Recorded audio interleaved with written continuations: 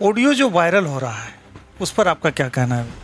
देखिए, सबसे पहली बात कि जिस ढंग से ऑडियो को वायरल किया गया है, और सबसे पहली बात कि जो वायरल हुआ, मेरा सवाल वायरल होने पर नहीं है और हम लोग इस बात को लेकर के चिंतित भी नहीं है कि उनको वायरल किया गया।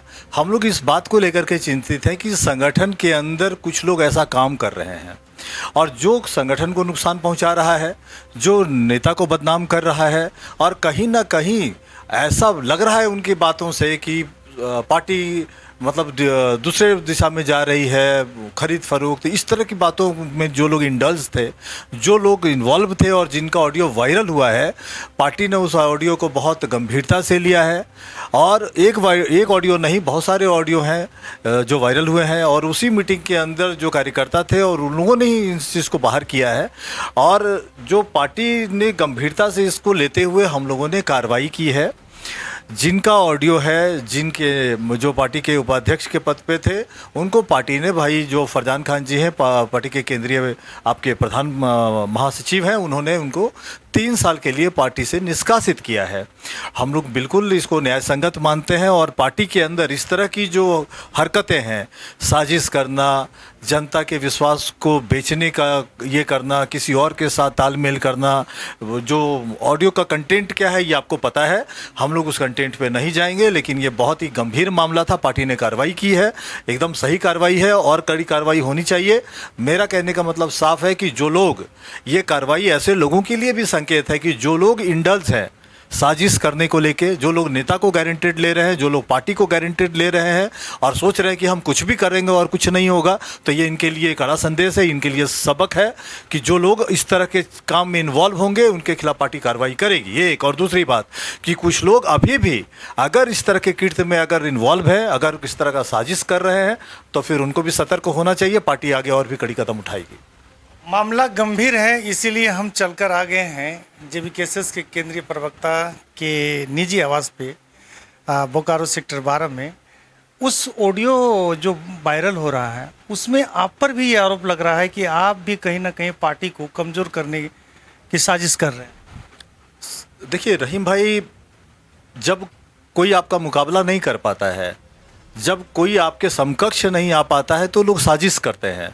तो पार्टी के खिलाफ मेरा कोई भी एक कदम अगर कोई बताए, या पार्टी के जो सुप्रीमो हैं वही अगर कुछ बोले, तो फिर मैं इस बात को गंभीरता से लूँगा। एरू गैरू नतु खेरू लोग क्या बोलते हैं, उससे हमको फ़र्क नहीं पड़ता है। और 23 साल के पत्रकारिता में हम लोगों ने अनुशासन सीखा है, हम लोगों ने एक सिस्टम सीखा है, हम लोगों ने काम करने का एक तरीका सीखा है।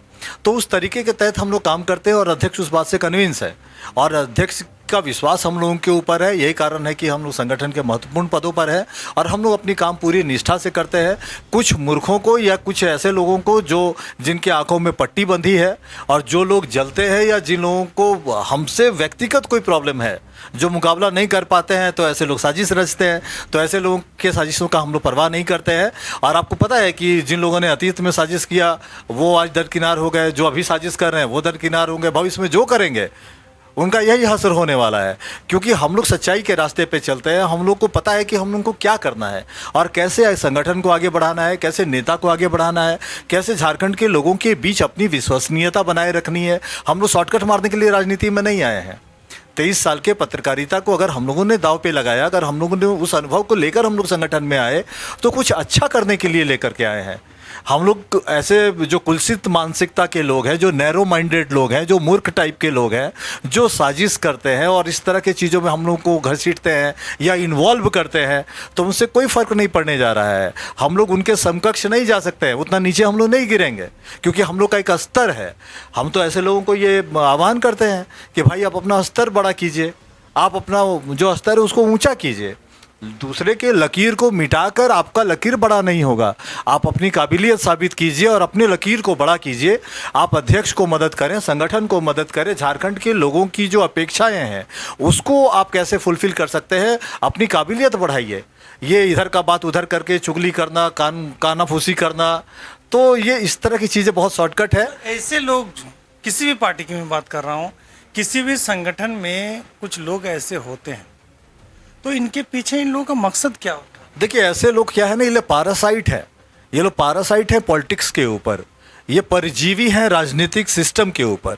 ये किसी पार्टी के ऊपर, नेता के ऊपर परजीवी की तरह होते हैं, जिनका काम है चूसना, जिनके अंदर अपनी काबिलियत नहीं है, जिनको अपना खुद कुछ करना नहीं है। तो फिर इनका काम वही हो जाता है कि कानाफूसी करो, लोगों की शिकायत करो, लोगों को कहीं ना कहीं डैमेज करो, नेगेटिविटी फैलाओ।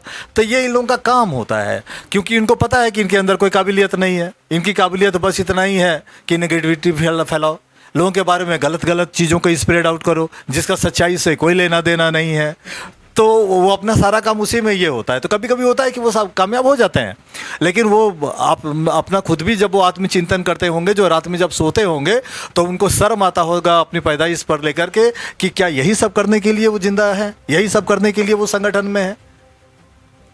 बिल्कुल भैया, और मैं जिस तरह देख रहा हूँ कि ये अनुभवहीनता मुझे नज़र आ रही है, तभी इस तरह के बचकाना हरकत ये लोग कर रहे हैं। देखिए, कहीं ना कहीं एक चीज़ तो मानना पड़ेगा कि मतलब कुछ लोग ऐसे होते हैं, या ऐसा है भी लोग जो शॉर्टकट मारने की कोशिश करते हैं। अनुभव नहीं है, राजनीति कोई बच्चों का खेल नहीं है, राजनीति कोई चाइल्डिश एक्टिविटी नहीं है कि जिसके तहत वो काम करते हैं। और ये कोई गली मोहल्ला या मुखिया का चुनाव नहीं होता है कि आप जात विशेष को लेके, मोहल्ला विशेष को लेकर के, आप छोटी छोटी बातों को लेकर के अपनी राजनीतिक ज़मीन तैयार करेंगे और उसके ऊपर आप आगे बढ़ेंगे। ये आपको कहीं का नहीं छोड़ेगा। जो चाइल्डिश बिहेवियर आप करते हैं, ये फुटबॉल के ग्राउंड में चलता है, ये कहीं दूसरे जगह चलता है, क्लब में कहीं अगर 2-4-10 लोगों की अगर संगठन है तो वहाँ इस तरह की घटिया राजनीति चलती है। एक बड़ा राजनीतिक प्लेटफॉर्म जिसके नेता टाइगर जयराम महतो हैं और जिनके विजन के ऊपर झारखंड के लोगों को भरोसा है, तो झारखंड के लोगों को जिन पे भरोसा है, जिनकी आइडियोलॉजी पे भरोसा है, तो ऐसे लोगों के साथ रह के अगर इस तरह का कोई अगर सपना देख रहा है तो खुद तो वो डूबेगा ही, कुछ और लोगों को लेकर के डूबेगा। तो संगठन में रह के नैरो माइंडेड लोग इस तरह का काम ना करें। आपके माध्यम से उनको भी हम ये कह रहे हैं कि अपनी जो पॉलिटिकल मैच्योरिटी है उसको आप बढ़ाइए, आपकी जो राजनीतिक समझ है उसको बढ़ाइए। संगठन कैसे चलता है, कैसे एक नेता को फीडबैक देना है, कैसे एक नेता को सही इन्फॉर्मेशन देना है, सही इंटरप्रिटेशन देना है। अगर आपको आपके दिमाग में अगर सही बात अगर नहीं है तो कम से कम आप चुप रहिए, किसी को दिग्भ्रमित मत कीजिए। नेगेटिविटी फैला के आपको कुछ भी नहीं होगा। तो चाइल्डिश बिहेवियर है कुछ लोगों का, उस पर रोक लगनी चाहिए। और जो ऑडियो आप सुन रहे हैं उसमें भी बहुत सारी ऐसे बातें हम लोगों ने सुनी है जो कोई बचकाना, मतलब बच्चों की तरह लोग बात कर रहे हैं वहाँ पर, और खुद को वो तेज समझ रहे हैं। तो सारी तेजी निकल गई है। भाई फरजान खान जी की चिट्ठी आ गई है, उनको निष्कासित किया गया है। तो जो खेल समझ रहे थे उनका खेल हो गया है, और जो अभी भी खेल रहे हैं उनका खेला हो जाएगा। तो हमारे साथ में आप लोग ये जो बातचीत देख रहे हैं, ये कोई परिचय का मोहताज नहीं है। JVKSS के केंद्रीय प्रवक्ता विजय कुमार सिंह जी हैं। अच्छा भैया, एक और बात हम जानना चाह रहे हैं कि करगली में जयराम जी परिवारवाद को लेकर एक बड़ा बयान देते हैं कि एक पीढ़ी पीछे और एक पीढ़ी आगे हम अपनी पार्टी से टिकट नहीं देंगे। तो तारीफ करनी पड़ेगी जिस ढंग से केंद्रीय अध्यक्ष ने करगली के सभा में, और जो लाखों की भीड़ थी, उस भीड़ को उन्होंने संबोधित करते हुए उन्होंने पार्टी के नेताओं को एक तरह से चेतावनी दी है कि वो परिवारवाद से बचें। निजी तौर पे मैं इसका स्वागत करता हूं, और केंद्रीय कमेटी के अधिकांश लोग इसका समर्थन भी करेंगे, और सबको ही अपनी पार्टी के नेता के इस विचार के साथ हैं। और सच में हम लोग राजनीति में परिवारवाद के खिलाफ हैं। झारखंड में बहुत सारा परिवार है जो कि इस तरह के कामों में इंडल्ज है। मेरा तो निजी मत कुछ और भी है। हम तो ये चाहते हैं कि अगर जैसे मान लीजिए किसी की माँ भारतीय जनता पार्टी में है, किसी का बाप अगर कांग्रेस में है, वो अगर हम लोगों के बीच अगर बेटा अगर हम लोगों के बीच में रह के राजनीति कर रहा है, तो ऐसे लोगों से भी पार्टी को किनारा करना चाहिए, क्योंकि ये कमज़ोर करी है पार्टी में। ये आइडिया निकालेंगे दलाली को लेके, ये आइडिया निकालेंगे कि कैसे दूसरे पार्टियों के साथ हम लोग दलाली करें, कहीं कमज़ोर फैसला लें। तो ऐसे लोगों को भी पार्टी से दरकिनार कर देना चाहिए। हम लोग निश्चित तौर पे पार्टी के अध्यक्ष के साथ हैं कि पार्टी में परिवारवाद नहीं होना चाहिए। साथ ही अपने परिवार में, अपने JVKSS का कोई कार्यकर्ता का माँ बाप या भाई बहन भी अगर दूसरे राजनीतिक दलों में अगर है, तो ऐसे लोगों को भी साइड कर देना चाहिए। ऐसे लोगों की भी जरूरत संगठन में नहीं होनी चाहिए। गिरिडीह में भैया JVKSS और आजसू के कार्यकर्ताओं के बीच में अक्सर हम झड़प करते हुए सुनते हैं, ये कहाँ तक जायज है? ये जायज़ तो नहीं है रहीम भाई, लेकिन एक बात मैं आपसे कह देता हूं कि हम लोगों ने टाइगर जयराम महतो ने या केंद्रीय कमेटी के किसी भी सदस्य ने अपने कार्यकर्ताओं को ना तो उस्काया है, ना हम लोग किसी को ये कहते हैं कि आपको टकराव करना है। हम लोग अपने कार्यकर्ताओं का मनोबल बढ़ाते हैं कि आपको टाइगर जयराम महतो के पक्ष में गिरिडीह के अंदर एक ऐसा माहौल बनाना है, जिसमें हम लोग कामयाब हो गए हैं कि टाइगर जयराम महतो का जो क्रमांक संख्या है, टाइगर जयराम महतो का जो चुनाव चिन्ह है सिलेंडर छाप, वो घर घर तक पहुंचे, जन जन तक पहुंचे, उसी में हमारे कार्यकर्ता लगे हुए हैं। अब रह गया बात की चूंकि गिरिडीह एकमात्र सीट है आजसू के पास है इंडिया गठबंधन का, तो अब उनके सीट पर खतरा मंडरा रहा है। वो 25 तारीख के वोटिंग में सीपी चौधरी हार रहे हैं, इसीलिए जेबी के जो आजसू के जो कार्यकर्ता हैं वो बौखलाए हुए हैं। तो कहीं ना कहीं वो इस तरह के माहौल पैदा कर देते हैं या टकराते हैं हम लोग के कार्यकर्ताओं के साथ। तो हम लोग के कार्यकर्ता जो है उनके हौसले बुलंद है, कोई दिक्कत नहीं है, लेकिन इस तरह का जो टकराव है इनसे हम लोग अपने कार्यकर्ताओं को बचने की भी सलाह देते हैं कि आप थोड़ा बच के रहें, बच के चले आप, और किसी भी जनप्रतिनिधि के किसी भी जो प्रचारक है उनका विरोध नहीं करना है। लेकिन अगर ऐसी स्थिति अगर आती है तो हमारे जो कार्यकर्ता हैं वो अपनी बात जरूर रखते हैं। ढोलू महतो को आप ही के पार्टी के कुछ कार्यकर्ता माटी का बेटा बताकर उसे वोट देने की अपील कर रहे हैं। देखिए, ढोलू महतो जी की स्थानीयता को लेकर के जो बातें हैं उसको लेकर के सरयू राय जी ने कुछ कहा है, और सरयू राय एक ऐसे व्यक्ति हैं जिनके फैक्ट पर, फिगर पे, हम लोग स्टैटिस्टिक्स पे कभी शक नहीं करते हैं, क्योंकि उन्होंने इसके पहले भी बहुत सारा ऐसा डाटा दिया, बहुत सारा ऐसा इन्फॉर्मेशन दिया है जो अपने टाइम में सटीक बैठा है। तो ढोलू महतो जी स्थानीय नहीं है, ये बात पहले से पता है। भारतीय जनता पार्टी के उम्मीदवार हैं, हम लोग बाहरी जनता पार्टी कहते हैं, और ऐसे हालात में हम ही लोगों के पुराने साथी अगर पैसा या अटैची के चक्कर में अगर ढोलू महतो को अगर क्षणिक लाभ पहुंचा रहे हैं, तो चुनाव के बाद जैसे कार्यकर्ताओं का भविष्य क्या होगा ये उस खुद सोच ले। वो ढोलू महतो के नज़दीक जा नहीं सकते हैं, वो भारतीय जनता पार्टी के साथ चल नहीं सकते हैं, तो अपने पैर पे वो कुल्हाड़ी मार रहे हैं।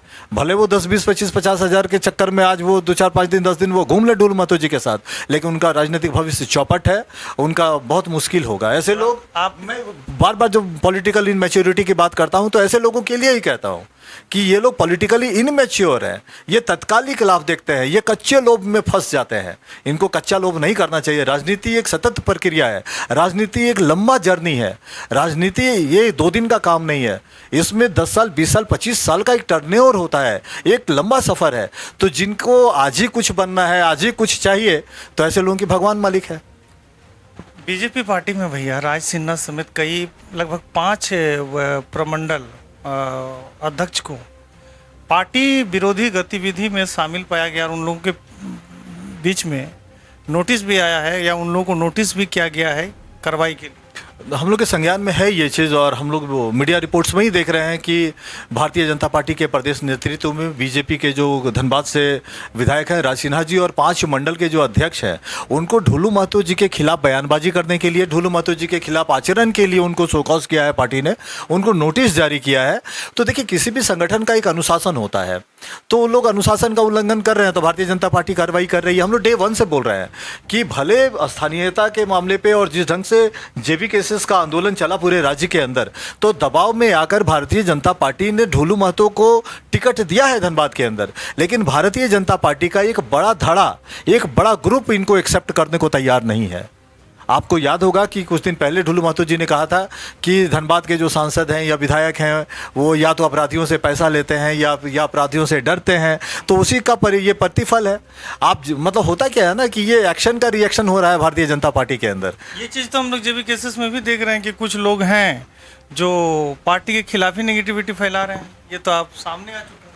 देखिए, जो लोग पार्टी के खिलाफ नेगेटिविटी फैला रहे हैं या नेता के खिलाफ नेगेटिविटी फैला रहे हैं या पार्टी के पदाधिकारियों के खिलाफ नेगेटिविटी फैला रहे हैं, उनका खुद का क्या अस्तित्व है? उनका खुद का क्या अस्तित्व है? ऐसे लोगों के ऊपर अध्यक्ष भरोसा नहीं करते हैं, ऐसे लोगों के ऊपर संगठन का भरोसा नहीं है। तो जो लोग इस तरह का क्वार्टरी पॉलिटिक्स कर रहे हैं, ये क्वार्टरी पॉलिटिक्स में वो उस वर्ड का इस्तेमाल कर रहा हूँ जो ऐसे लोगों को समझ में भी नहीं आएगा।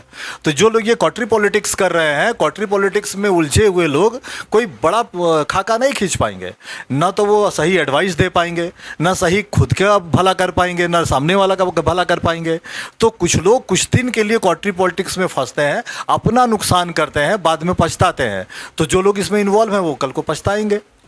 गिरिडीह में भैया ये जो जेबी केसेस है आजसू के साथ में जोरदार तरीके से लड़ाई लड़ रही है, लेकिन इन द कमिंग टाइम में ये जो आजसू है उनका भविष्य किस तरह देख रहे हैं? इनका भविष्य चौपट है, इनका भविष्य इसलिए चौपट हो रहा है क्योंकि एनडीए, देखिए यहाँ पर भारतीय जनता पार्टी और एनडीए मिल करके 14 सीटों पर लड़ रही है। स्थानीय पार्टी है, क्षेत्रीय पार्टी है आजसू, और सिर्फ एक सीट पर भारतीय जनता पार्टी ने इनको समेट दिया। ये औकात है इनकी एनडीए के अंदर। भारतीय जनता पार्टी धीरे धीरे आजसू को टेक ओवर करेगी, और इस चुनाव के बाद जब ये गिरिडीह का चुनाव जब हार जाएंगे तो पता है कि जेबी केसेस रिप्लेस करेगी, और जब रिप्लेस करेगी तो we are not planning to be part of AJSU. हम लोग तो हमेशा से ये कोशिश कर रहे हैं कि एक बड़ा लकीर खींचेंगे, मूलवासियों का एक बड़ा नेता जयराम महतो जी होंगे।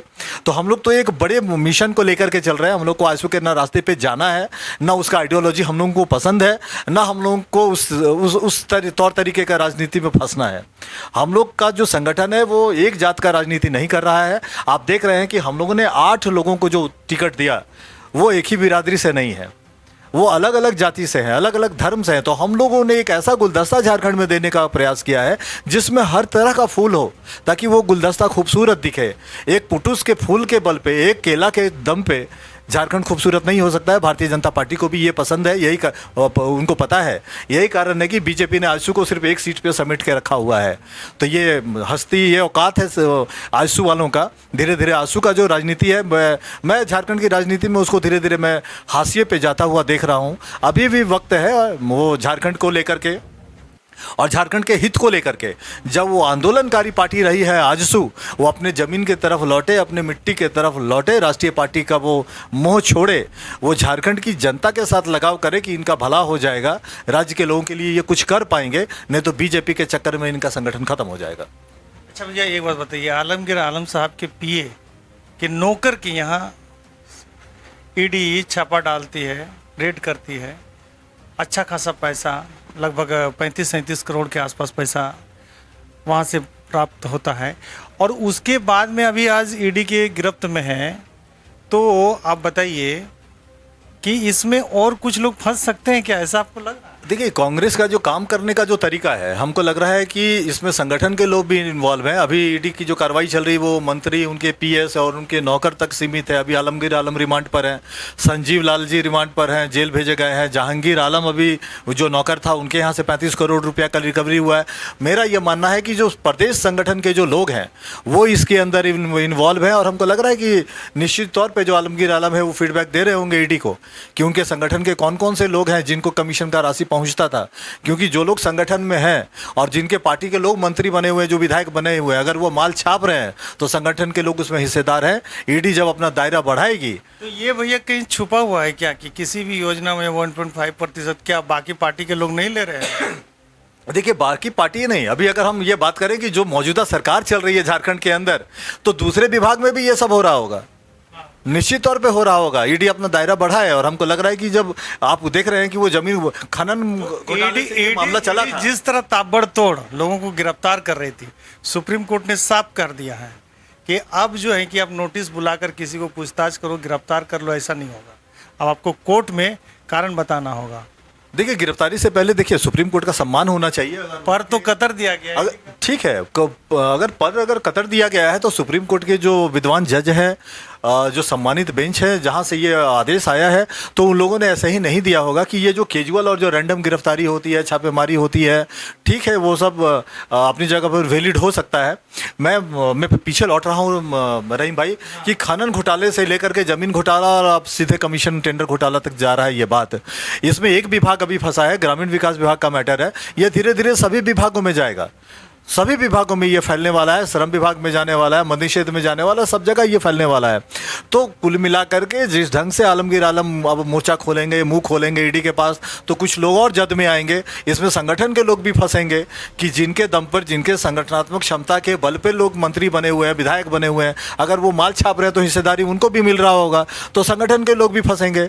रही बात जो सवाल आप उठा रहे थे, सुप्रीम कोर्ट ने पर कतर दिया है ईडी का, मैं एक बात आपके माध्यम से पूछना चाहता हूँ कि ईडी ने जहाँ कहीं भी छापा मारा है वहां से रिकवरी है? कोई ऐसा खबर नहीं आया कि ईडी ने छापा मारा है और ईडी को कुछ भी हाथ नहीं लगा। तो जो दोषी तारीफ करते हैं, हमारी पार्टी सेंट्रल एजेंसी की तारीफ करती है और हम लोग 90% उनके साथ हैं। सिर्फ 10% शिकायत हम लोगों को आईटी और ईडी से यही है कि उनका आप नजर हमारे चैनल में बोल रहे हैं कि 22 टोके काम नहीं कर रही है। बिल्कुल नहीं, हम ये कह रहे हैं, वही तो मैं आ रहा था कि 90% हम लोग उनके काम से संतुष्ट हैं। हम लोग 10% ये चाह रहे हैं कि जरा भारतीय जनता पार्टी और आजसू वालों को आपने जो ईमानदारी का सर्टिफिकेट दिया है, तो जरा उस सर्टिफिकेट को सस्पेंड कीजिए और 2-4 छापा उनके ऊपर भी मारिए कि 100% कि हम लोग 100% आपके ऊपर रिलाई करें। आप सेंट्रल एजेंसी हैं, आप ऑटोनोमस बॉडी हैं, तो आपके काम के ऊपर राजनीतिक दलों का, आपके काम के ऊपर जनता का भरोसा बढ़े, इसलिए आपका जो मारक क्षमता है वो T90 और T72 की तरफ एक तरफ नहीं होना चाहिए। आपको बोफोर्स तोप बनना चाहिए। आपको 360 डिग्री घूमकर हर तरफ और हर राजनीतिक दलों के नेताओं के ऊपर भी नज़र रखनी चाहिए। बीजेपी और आजसू के नेता छूट रहे हैं, यही शिकायत हम लोग की ईडी और आईटी से है। तो चलिए, ये हम लोग लगातार बातचीत सुन ही रहे हैं। JBKSS के केंद्रीय प्रवक्ता, मैं बार बार कह रहा हूँ, परिचय के मोहताज नहीं, विजय कुमार सिंह जी। धनबाद लोकसभा क्षेत्र को लेकर एक बात होती है कि धनबाद में जयराम दा ने ऐसा कैंडिडेट दिया है जो कमज़ोर है। आप ये कहना चाह रहे हैं कि झारखंड के अंदर मुसलमान कमज़ोर है? बिल्कुल झारखंड के अंदर 16-17% मुसलमान क्या कमज़ोर है क्या? जब हम लोग बात करते हैं रहीम जी कि हम लोग सभी जात और सभी धर्म को लेकर के झारखंड के अंदर राजनीति करने जा रहे हैं, तो मुसलमान एक बड़ा तबका है, एक बड़ा स्टेक होल्डर है। जब हम लोग 28% बात करते हैं आदिवासियों की, जब हम लोग बात करते हैं 26% कुर्मी जाति की, तो हम लोग 16% मुसलमानों की भी बात करते हैं। पार्टी ने 8 सीट दिया है लोकसभा के अंदर, उसमें धनबाद सबसे महत्वपूर्ण सीट पर हम लोगों ने भाई जो मोहम्मद इखलाक अंसारी जी हैं उनको हम लोगों ने उतारा है। और इस चयन को लेकर, इस फैसले को लेकर के कितनी आलोचना अध्यक्ष को झेलना पड़ा, पार्टी को झेलना पड़ा, लेकिन जब एक बार निर्णय हो गया तो निर्णय हो गया। हम लोग अड़े रहे उस फैसले के ऊपर। तो इस फैसले को लेकर के मुसलमान बिरादरी के अंदर जो अल्पसंख्यक भाई है उनके अंदर भी एक भरोसा जगा है कि जिस ढंग से भारतीय जनता पार्टी उनको टारगेट करती है, जिस ढंग से कांग्रेस उनको इस्तेमाल करती है, JBKSS ने उनको अवसर दिया, JBKSS ने उनको हिस्सेदारी दिया। तो इस बात के लिए जो अल्पसंख्यक समुदाय है वो टाइगर जयराम महतो जी के ऊपर, JBKSS के ऊपर, झारखंड लोकतांत्रिक क्रांतिकारी मोर्चा के ऊपर उनका विश्वास बढ़ा है। इसलिए ये फैसला कमज़ोर फैसला नहीं है। राज्य के राजनीति को ध्यान में रखते हुए ये बहुत ही डेयरिंग डिसीजन है, बहुत ही मजबूत फैसला है। और हम लोग बहुत तारीफ़ करते हैं केंद्रीय अध्यक्ष के इस फैसले का, संगठन का बहुत तारीफ़ करते हैं। और बहुत सटीक फैसला है, एक बड़ा फैसला है। हम लोगों ने एक बड़ा संकेत दिया है राज्य की राजनीति में। आप लोगों ने बड़ा संकेत दिया, लेकिन मार्केट में चर्चा होता है 2 बड़ी जाति वर्तमान में हम झारखंड में देखते हैं, कुर्मी और मुस्लिम। तो ये कुर्मी बहुल क्षेत्र में जाइएगा तो पता चलता है कि कुर्मी लोग कहते हुए ये पाए जाते हैं कि 1 लाख को मुस्लिम वोट नहीं देगा। मुस्लिम क्षेत्र में जब जाके हम पता करते हैं तो पता चलता है कि भाई इनको कोई कुर्मी वोट नहीं देगा। तो ये इस तरह की जो विचार है लोगों में। देखिए, जो यहाँ के आदिवासी हैं, मूलवासी हैं, जो खतियानधारी हैं, वो किसी भी जाति धर्म के हों, तो उनको सपोर्ट करना चाहिए, उनको सपोर्ट करना है। और हम लोग यही बात लोगों को समझा रहे हैं कि कहीं अगर कुर्मी उम्मीदवार हम लोगों ने दिया है तो वहाँ मुस्लिम क्या मदद नहीं करेंगे क्या? अपर कास्ट मदद नहीं करेंगे क्या? माइनॉरिटी मदद नहीं करेंगे क्या दूसरे कास्ट के लोग जो दलित हैं वो मदद नहीं करेंगे क्या? क्योंकि कहीं हम लोगों ने दलित को दिया है, कहीं कुर्मी को दिया है, कहीं अल्पसंख्यक को दिया है, कहीं OBC को दिया है। तो जो झारखंडी हैं, जो मूलवासी हैं, वो सबको मिल करके अपने बीच से उभरे हुए नेतृत्व को उनको सपोर्ट करना है, ये सोच हमारी पार्टी की है। अगर हम लोगों ने अल्पसंख्यक को अगर कहीं टिकट दिया है तो कुर्मी जाति का ये दायित्व बनता है, अपर कास्ट का ये दायित्व बनता है, दलित का ये दायित्व बनता है, आदिवासियों का ये दायित्व बनता है कि उनको सपोर्ट करें। उसी ढंग से हम लोगों ने बेबी लता टुड्डू जी को दिया है दुमका में, तो क्या वहाँ मुसलमान उनको समर्थन नहीं करेंगे क्या कुर्मी समर्थन नहीं करेंगे क्या? और एक बात और मैं आपसे कहना चाहता हूं कि आपने जब कास्ट पे जब सवाल उठाया है तो आपके चैनल के माध्यम से झारखंड में मैं विजय दा, मैं उठाया नहीं, मैं इस तरह की बातें सुनता हूं। ये परसेप्शन ठीक है। आपके माध्यम से गिरिडीह के अंदर जो सवर्ण मतदाता है, जो सभी जाति के लोग जब बात कर रहे हैं, तो जो सवर्ण मतदाता हैं, तो आपके माध्यम से मैं उनको भी अनुरोध करना चाहता हूं कि जो ब्राह्मण है, राजपूत है, भूमिहार हैं, जो कायस्थ हैं, आप भी, आपकी लड़ाई है ये, आपके बच्चों के भविष्य की बात है ये। टाइगर जयराम महतो आपके बच्चों के भविष्य की भी बात करते हैं, तो जो सवर्ण जाति के लोग हैं, जो समाज के अंदर एक अच्छा पकड़ रखते हैं, उन लोगों को भी चाहिए कि टाइगर जयराम महतो को वो समर्थन करें। इसलिए झारखंड के अंदर जो मूलवासी हैं, जो खतियानधारी राजपूत हैं, जो भूमिहार हैं, जो ब्राह्मण हैं, जो कायस्थ हैं, उनसे भी मैं आप अनुरोध करना चाहता हूं कि आप गिरिडीह के अंदर टाइगर जयराम महतो को समर्थन करें, रांची के अंदर आप भाई देवेंद्र नाथ महतो को समर्थन करें, और धनबाद के अंदर आप भाई 1 लाख अंसारी को आप समर्थन करें। आप भाई 1 लाख अंसारी को और देवेंद्र महतो को आप हेलमेट छाप पर बटन दबाकर विजयी बनाएं, और गिरिडीह के अंदर आप क्रमांक संख्या 12 पर सिलेंडर छाप पर आप बटन दबा करके आप टाइगर जयराम महतो जी को आप मजबूत करें, क्योंकि ये झारखंड के भविष्य हैं। आने वाले समय में जिस ढंग का राजनीतिक खाका हम लोग खींच रहे हैं, निश्चित तौर पे जो अपर कास्ट हैं, जो सवर्ण जाति के लोग हैं झारखंड के अंदर, उनके बच्चों की भविष्य की भी ये लड़ाई है। इसलिए ये नैतिक दायित्व तो आपका भी बनता है, ये नैतिक दायित्व तो इन लोगों का भी बनता है कि ये अपने बच्चों के भविष्य को ध्यान में रख करके, झारखंड और झारखंडियत की बात को ध्यान में रख करके टाइगर जयराम महतो को वो समर्थन करें। और मैं आपको भरोसा दिलाता हूं कि इन सभी जाति के लोगों को संगठन के अंदर या जब कभी भी कोई फैसला होगा तो उचित भागीदारी निश्चित तौर पर टाइगर जयराम महतो देने का काम करेंगे। ये भरोसा मैं ऐसे लोगों को देना चाहता हूं। जिस तरह का नफरत आप देख रहे हैं बाजार में, क्या लगता है कि झारखंड में तमाम जो भी स्वर्ण हो, एससी हो, एसटी हो, बीसी हो, इनमें झारखंडियत की भावना आएगी? बिल्कुल आना चाहिए। आपको देखिए, इस बात को कहने में मुझे कोई अफसोस या कोई गुरेज नहीं है कि पिछले 23 सालों के अंदर ये चीज़ नहीं थी, और बिल्कुल मैं 22 साल के अंदर मैंने ये चीज़ नहीं देखा है, कम देखा है। पिछलग्गू एक मानसिकता मैंने लोगों के अंदर देखी है कि किसी के पीछे चलो हो लिया जाए, वो भारतीय जनता पार्टी हो, कांग्रेस हो, वो क्या कर रहे हैं पता नहीं है। लेकिन पहली बार 2 साल के अंदर जिन लोगों ने भाषा आंदोलन में समर्थन किया, उनका आभार व्यक्त करते हैं। जिन लोगों ने खतियान के अंदर समर्थन किया, उनकी आभारी है पार्टी, और उनको साथ लेकर चल रही है। और हम लोगों ने 2 साल के अंदर हर जाति के और हर धर्म के लोगों के अंदर हम लोगों ने एक साइलेंट वोटर क्रिएट किया है। हम लोगों ने एक ऐसा सेल्स क्रिएट किया हुआ है कि जिनके अंदर अब ये भावना पनप रही है कि मेरे मिट्टी का बेटा, मेरे मिट्टी की बेटी आनी चाहिए, चाहे वो किसी भी जाति का हो, किसी भी धर्म का हो। उनके बीच से हम लोग जब नेतृत्व निकाल के आएंगे झारखंड के अंदर, जब हम लोग इस तरह की चीज़ों को बढ़ावा दे रहे हैं, तो अब लोगों के अंदर जागरूकता आ रही है, अब लोगों के अंदर एक चेतना आ रही है। जो मुसलमान यहाँ के हैं, जो ओबीसी यहाँ के हैं, जो शेड्यूल कास्ट के लोग यहाँ पर हैं, जो आदिवासी यहाँ के हैं, जो सवर्ण यहाँ के हैं, उनके अंदर ये जागरूकता आई है। टाइगर जयराम महतो ने कम से कम इतना बड़ा काम तो कर दिया है। भाषा से चला ये सफ़र, खतियान से जा करके अब पार्लियामेंट्री इलेक्शन, और आने वाले समय में जब विधानसभा का चुनाव होगा तो ये भावना और परिलक्षित होगी झारखंड के अंदर। और आप देखिएगा रहीम भाई कि एक आमूल परिवर्तन होगा टाइगर जयराम महतो के नेतृत्व में। निश्चित तौर पे हम लोग बड़ी लकीर खींचेंगे झारखंड के अंदर। संजय मेहता को लेकर हजारीबाग में बड़ा चर्चा है कि उनका कैसा परफॉर्म रहा। देखिए, संजय मेहता जी अच्छा परफॉर्म कर रहे हैं वहाँ से, जो तो 2-3 विधानसभा है। हम लोग देखिए मांडू के अंदर हम लोग जयप्रकाश भाई पटेल को ही हम लोग पछाड़ रहे हैं, वो अपने ही विधानसभा में पिछड़ते हुए नजर आएंगे। तो भाई संजय कुमार मेहता जी का अच्छा परफॉर्मेंस रहेगा यहाँ हजारीबाग के अंदर, और निश्चित तौर पर वो सीट बहुत ही बेहतरीन सीट है और अच्छा परफॉर्मेंस है। और एक व्यक्ति का हम राय चाहेंगे देवेंद्र बाबू को लेकर। देवेंद्र बाबू का जहाँ तक सवाल है, आपको पता है कि बहुत बड़े आंदोलनकारी छात्र नेता, 60-40 न्याय चलतों के प्रेरणा, टाइगर जयराम महतो जी की अनुमति से हर आंदोलन को आगाज करने के बाद अंजाम तक पहुंचाने वाला नेता, पार्टी का वरीय उपाध्यक्ष, रांची लोकसभा सीट से पार्टी का उम्मीदवार, हेलमेट छाप से चुनाव लड़ने वाला कैंडिडेट, जेल के भीतर से चुनाव लड़ने वाला डेयरिंग कैंडिडेट।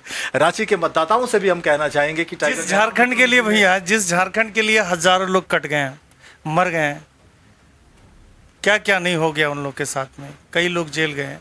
आज उसी राज्य के राजधानी में देवेंद्र बाबू की इज्जत दांव पर लगी है, लोग समझेंगे। बिल्कुल, पार्टी ने संजीदा से लिया है। पार्टी के तरफ से हम लोग लगातार बातचीत कर रहे हैं। टाइगर जयराम महतो जी ने भी वीडियो संदेश जारी करके उनके समर्थन में वोट करने की अपील की है, और आपके चैनल के माध्यम से भी मैं कह रहा हूँ रांची के लोगों से कि भाई देवेंद्र नाथ महतो एक बड़ा हस्ताक्षर है झारखंड की राजनीति में। जो जेएसएससी के जो चेयरमैन हैं उनको पद छोड़ने पर कहाँ वो फंसे जेसीसी सीजीएल पेपर लीक मामले पर, और कहाँ उनका इस्तीफा तक हो गया। और ये सब जो हमारे झारखंड स्टूडेंट्स यूनियन के जो कार्यकर्ता हैं, जो हमारे जेबीकेएसएस के कार्यकर्ता हैं, टाइगर जयराम महतो, देवेंद्र नाथ महतो, पार्टी के बहुत सारे कार्यकर्ता, रांची के हमारे कार्यकर्ताओं की ये देन है कि हम लोग राज्य के राजनीति में भाई देवेंद्र नाथ महतो के नेतृत्व में एक बड़ा लकीर खींच रहे हैं। ऐसे में जेल से रहकर वो चुनाव लड़ रहे हैं। जो रांची के जो प्रबुद्ध मतदाता हैं उनसे भी हम लोग अपील करना चाहेंगे कि आप 25 तारीख को भाई देवेंद्र नाथ महतो के समर्थन में आप वोट करें, हेलमेट छाप पर आप उनको मतदान करें और उनको भारी मतों से आप जिताइए। भैया हमारे जेबीकेएसएस के केंद्रीय प्रवक्ता हैं जयराम दा, ऐसे ही इनको केंद्रीय प्रवक्ता नहीं बनाए हैं। एक बार और अंत में 2 लाइन में हम पूछना चाहेंगे कि जो ऑडियो वायरल हो रहा है उसको लेकर 2 लाइन में क्या? देखिए, सीधा सीधी बात, मैं उस पूरे ऑडियो जो वायरल हुआ है उस पूरे एपिसोड को लेकर के पार्टी को अफसोस है। ऐसा नहीं होना चाहिए था। और जिन लोगों ने पार्टी पद पे रहते हुए अनुशासन का उल्लंघन किया, जिन लोगों ने मनगढ़ंत तरीके से मीटिंग बुलाई, जिन लोगों ने पार्टी के अध्यक्ष के नाम को बदनाम किया, जिस ढंग से लोगों ने पार्टी को दलाली के रास्ते पर झोंकने का षड्यंत्र किया, ऐसे लोगों के खिलाफ कार्रवाई हुई है। और हम लोग निश्चित तौर पर आगे आने वाले ऐसे और लोगों को ठिकाने लगाएंगे। इसलिए ऐसे लोगों को चाहिए कि उस तरह के षड्यंत्र में न फंसे। पार्टी को बदनाम करना, पार्टी के अध्यक्ष के नाम का दुरुपयोग करना, पार्टी के संगठन के पदाधिकारियों के खिलाफ षड्यंत्र रचना, अपने निजी लाभ के लिए अवसर का फायदा उठाना, ये सब कुत्सित हरकत है। ये राजनीति नहीं है, ये दलाली है। ऐसे सभी दलालों को पार्टी दरकिनार करेगी। जो कार्यकर्ता, जो आम कार्यकर्ता हैं, जो सक्रिय कार्यकर्ता हैं, जो पार्टी में जो पार्टी को खून पसीने से सींच रहे हैं, ऐसे कार्यकर्ताओं से भी हम कहना चाहेंगे कि आप ऐसे लोगों के झांसे में मत आइए जो निजी फायदे के लिए आपका इस्तेमाल करते हैं। आपकी प्रतिबद्धता पार्टी के प्रति होनी चाहिए, आपकी प्रतिबद्धता टाइगर जयराम महतो के प्रति होनी चाहिए, आपकी प्रतिबद्धता झारखंड राज्य के लिए होना चाहिए। झारखंड के लोगों का विश्वास बेचने के लिए नहीं है। झारखंड के लोगों की आशाओं और उम्मीदों को हम लोग नहीं बेच सकते हैं। और जो लोग दलाली करने की कोशिश कर रहे हैं, जो लोग इसको बेचने का षड्यंत्र कर रहे हैं, वो राजनेता नहीं हो सकते हैं। वो राजनीति में उनका भविष्य चौपट है। वो कम से कम राजनीति करने के लायक नहीं है। अभी भी मैं कह रहा हूँ कि जिनके मन में दलाली है, जिनके मन में राजनीति को बेचना है, राजनीति से फायदा उठाना है, पैसा कमाना है, ऐसे लोग राजनीति से दूर रहें। ऐसे लोग राजनीति से कम जेबीकेएसएस में ना रहें। टाइगर जयराम महतो को वो कमजोर करने की साजिश ना करें। आपके माध्यम से ये जरूर कहना चाहेंगे। तो लाखों लोगों की भावना जुड़ी हुई थी टाइगर जयराम को लेकर, और जिनको जिस तरह उनको बदनाम करने की कोशिश की गई, कहीं ना कहीं बड़ा साजिश है। तो ये वीडियो कैसा लगा? अच्छा लगा तो जोरदार लाइक कमेंट के साथ में शेयर कीजिएगा, अपना राय रखिएगा और जन जन तक पहुंचाइएगा। और आगे रास्ता साफ कीजिएगा अपना बेटा बेटी के लिए, अपने भविष्य के लिए चिंता कीजिएगा। जोहार, जय झारखंड। धन्यवाद। आपका भी बहुत बहुत जोहार।